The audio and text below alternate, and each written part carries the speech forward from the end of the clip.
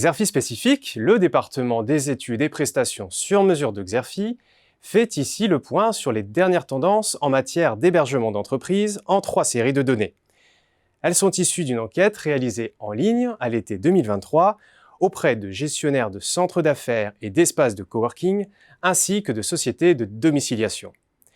Cette enquête a été réalisée pour le compte du SINAF, le syndicat national des professionnels de l'hébergement d'entreprise. La première série se penche sur le segment des bureaux privatifs. En région parisienne, les capacités d'accueil se sont accrues de plus de 17% entre le premier trimestre 2021 et le premier trimestre 2023 et de 6% depuis l'été 2022. La dynamique de création de postes est encore plus forte en région, en hausse de plus de 25% en 2 ans. L'accroissement de l'offre, tant à Paris qu'en région, conjugué à l'attentisme des entreprises occupées à définir leurs nouvelles stratégies immobilières et ressources humaines, a entraîné des taux d'occupation des bureaux désormais partout en recul. À Paris, il est en chute de 10 points en 1 an. Dans les autres métropoles, la baisse s'est enclenchée de façon plus tardive, mais elle est bien réelle. Il ressort également de l'enquête que le nombre de postes de travail privatifs par client est en augmentation continue dans la capitale depuis 1 an, où il est passé de 8 à 9,4 postes de travail en moyenne. Ce qui témoigne de la reprise de la demande des entreprises pour ce type d'espace. En revanche, il reste quasiment stable en province, autour de 6 postes de travail en moyenne. Qu'en est-il maintenant de la situation des espaces partagés ou open space? La réponse avec cette deuxième série de données.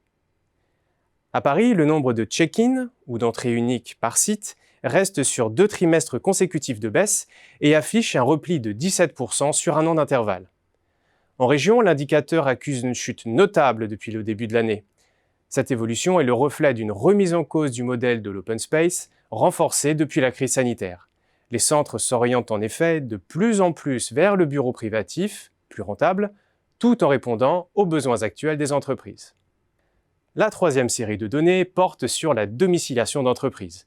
Celle-ci révèle des trajectoires différentes entre la capitale et le reste de la France. À Paris, le nombre de nouveaux clients a bondi de 34% depuis l'été 2022 et d'un peu plus de 12% sur le seul premier trimestre 2023.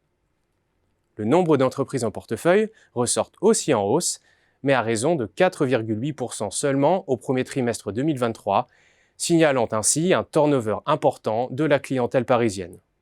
En région, c'est bien plus lent et bien plus stable. Sur le premier trimestre 2023, le nombre de nouveaux clients progresse de 0,9% pour une progression du portefeuille de 0,6% sur ce même trimestre.